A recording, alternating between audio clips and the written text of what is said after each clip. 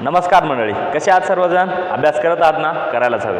मी doctor Shubham कोडगिरे आपल्या सर्वांचं bright future अकॅडमीमध्ये स्वागत करतो.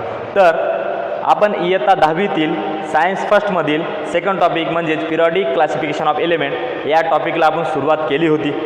लेक्चर फर्स्ट जर आपण बघितला नसेल तर पहा एक वेळेस. त्या लेक्चर 1मध्ये आपण काय शिकलो होतो? एलिमेंट्स म्हणजे काय, त्याच्यानंतर एलिमेंट्स म्हणजे काय हे आपल्याला समजल्यानंतर आपण त्या एलिमेंट्सला क्लासिफाय का करायला पाहिजे, कारण त्याची काय रिझन्स आहेत, आपल्याला स्टडी करण्यासाठी हेल्प होती का, याच्यामुळे आपण काय केलेलं आहे, त्या एलिमेंट्सला क्लासिफाय करण्याचा वेगवेगळ्या सायंटिस्टने प्रयत्न केला आहे. त्याच्यानंतर आपण लेक्चर 2मध्ये डोबेनायरचे ट्राइड्स म्हणजे सर्वात प्रथम एक सायंटिस्ट आले होते ज्यांनी काय केलं आहे, जे एलिमेंट डिस्कवर झाले होते त्यांना क्लासिफाय करण्याचा प्रयत्न केला. त्यांचं नाव होतं डोबेरायनर.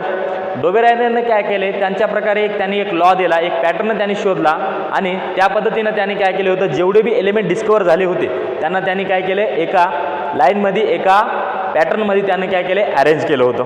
राईट, त्यालाच आपण काय म्हणतो, डोबेनायरचे ट्राइड्स. त्याच्यामध्ये त्यांनी काय केलं होतं, तीन एलिमेंटचा एक ग्रुप बनवला होता. त्यालाच आपण काय म्हणतो, ट्राइड्स. म्हणजे सिमिलर प्रॉपर्टीज जे एलिमेंट शो करतात त्यांच्या ॲटॉमिक मासनुसार त्यांनी काय केलं होतं, त्यांचा एक ग्रुप बनवला होता आणि त्याला म्हणलं होतं त्यांनी ट्राइड्स.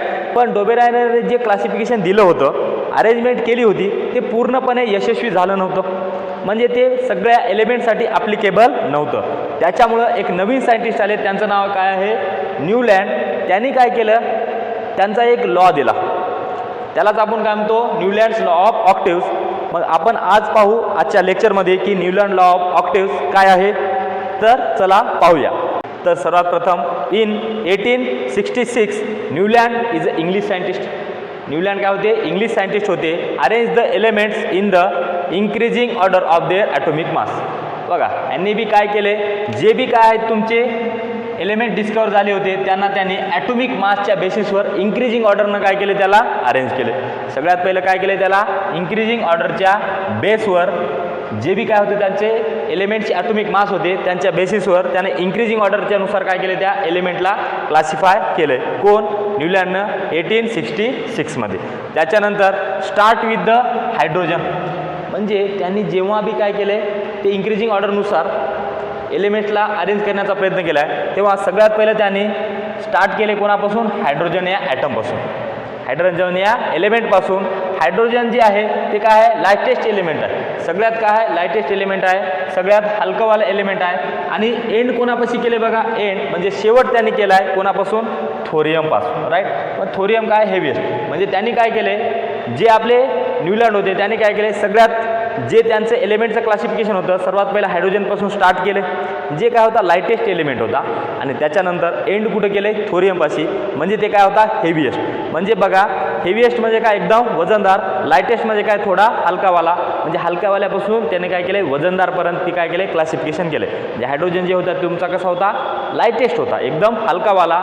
आणि जे बी तुमचा काय होता, थोरियम होता, तो कसा होता, हेवीएस्ट एलिमेंट होता. आणि याच्या प्रकारे त्याने काय केले, क्लासिफाय केले, अरेंजमेंट केले. त्याच्यानंतर थर्ड पॉईंट काय म्हणते बघा, he found that every 8 element have properties similar to the first. बघा, त्याने काय सांगितलंय, he found that every 8 element. म्हणजे 8व्या नंबरला जे बी त्यानं क्लासिफिकेशन केले, क्लासिफिकेशन केल्याच्या नंतर बघा, हे पहिला एलिमेंट आहे, समजा 1 2 3 4 5 6 7 आणि 8. आलं लक्षात. तर हे जे पहिला एलिमेंट आहे, त्याच्यानंतर हा 8वा एलिमेंट आहे, या दोघाचे प्रॉपर्टीज ते काय करतात, सारखे दाखवतात. म्हणजे एलिमेंट नंबर 1 आणि एलिमेंट नंबर 8 पहिल्यापासून ते 8व्या नंबरपर्यंत जे बी एलिमेंट आहे, म्हणजे पहिला एलिमेंट आणि 8वा एलिमेंट, हे दोन एलिमेंट जे आहेत ते काय करतात, सिमिलर प्रॉपर्टीज काय करतात, शो करतात. आपण आत्ताच बघितले काय, न्यूलँड्स लॉ ऑफ ऑक्टेव्स.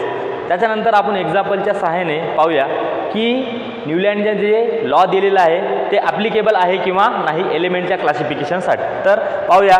सगळ्यात पहिलं काय म्हणते न्यूलँड, सोडियम जे आहे ते काय तुमचा 8व्या नंबरला आहे आणि लिथियम काय तुमचा पहिल्या नंबरला आहे असं समजा. म्हणजे जसं की सारे ग मा पा तुम्हाला माहीत आहे, त्याच्यामध्ये बघा सा रे गा मा पा धा नी सा. म्हणजे 8व्या नंबरला सा का होते, अजून डबल येते. तशाच प्रकारे म्हणजे ते स्वर काय येते, डबल येते. म्हणजे त्याचे प्रॉपर्टीज काय आहेत, सिमिलर आहेत. तशाच प्रकारे पहिल्या नंबरचा जे बी एलिमेंट येणार आहे आणि त्याच्यानंतर त्याच्यापासून जे 8व्या नंबरला एलिमेंट येणार आहे त्या दोघांची बी प्रॉपर्टीज काय राहणार आहे सेम राहणार आहे. तर पाहूया बघा, जे सोडियम आहे तुमचा तो कितव्या नंबरला आहे 8व्या.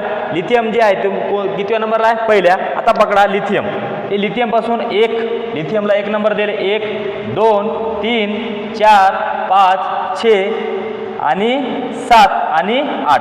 म्हणजे लिथियम जे प्रॉपर्टी शो करते तेच प्रॉपर्टी कोण शो करते तुमचा सोडियम. लक्षात.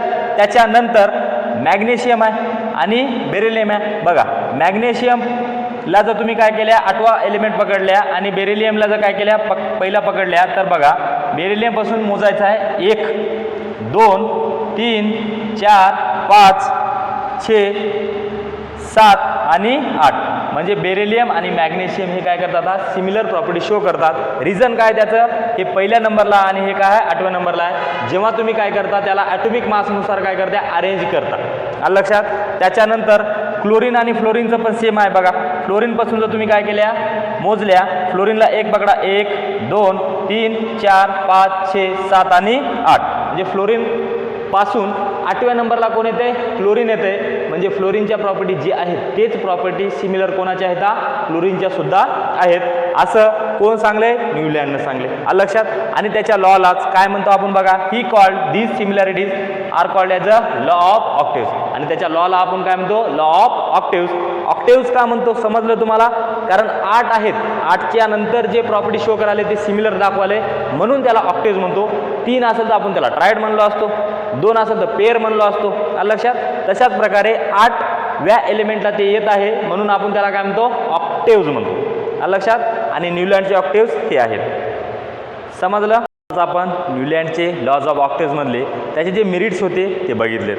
म्हणजे ते जे एलिमेंट्स त्याने क्लासिफाय केले होते ते ॲप्लिकेबल होते, काही एलिमेंट्स काय होते क्लासिफाय होत होते.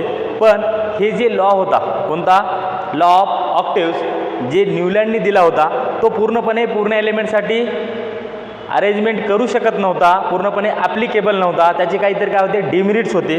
तर आता आपण पाहूया काय त्याचे डिमेरिट्स, म्हणजे त्यांनी काय काय डिमेरिट्स दिले होते, त्यांच्या लॉमध्ये काय काय वीक पॉईंट होते ते आता आपण पाहूया. तर बघा सगळ्यात पहिले डिमेरिट्स त्याचे लिमिटेशन्स आपण पाहूयात. तर बघा this law only applicable up to the calcium. जे बी न्यूलँडने लॉ दिला होता ते फक्त कॅल्शियमपर्यंतच का होता ॲप्लिकेबल होता. म्हणजे बघा हे जे तुमचा काय आहे कॅल्शियम आहे ह्या एलिमेंटपर्यंतच काय होता हे जे ऑक्टेव्स होता ऑक्टेव्सचा लॉ ॲप्लिकेबल होता. त्याच्यानंतर कॅल्शियमच्या नंतर आपण जे समोर येणारे एलिमेंट आहेत उदाहरणार्थ बघा कॅल्शियमपासून जर तुम्ही मोजल्या हे कॅल्शियम 1 नंबरला आहे समजा 2 3 4 5 आणि 6 आणि 7 आणि 8. लक्षात.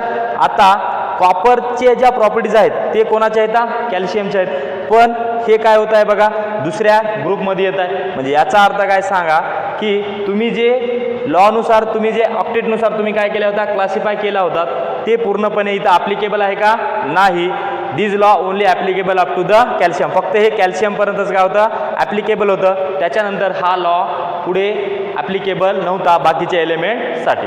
त्याच्यानंतर Newland place all these non element in the table 7 into 8. म्हणजे त्याने टोटल किती केले होते 56 बॉक्स केले होते, 7 असे आणि 8 असे. राईट. तुम्ही बघू शकता त्याच्यामध्ये किती केले होते त्याने 56 बॉक्सेस केले होते. आणि त्या 56 बॉक्सेसमध्ये त्याने काय केलं होतं पूर्ण एलिमेंटला त्याने काय केलं होतं क्लासिफाय केलं होतं. त्याच्यानंतर बघा फॉर एक्झाम्पल म्हणजे तिसरा बघा एक्झाम्पल कोबाल्ट आणि निकेल. तुम्ही जर बघितल्या प्रत्येक एलिमेंटला एक स्पेसिफिक काय द्यायला पाहिजे होता बॉक्स द्यायला पाहिजे होतं असं त्यानं दिलं. पण काही काही असे एलिमेंट आहेत बघा जे काय केले तर एकाच बॉक्समध्ये ठेवलेले आहेत. म्हणजे बघा कोबाल्ट आणि निकेलला त्यांनी काय केले आणि लॅन्थियम आणि सेरेलियमला सुद्धा त्यांनी काय केले एकाच ग्रुपमध्ये म्हणजे एकाच बॉक्समध्ये ठेवले.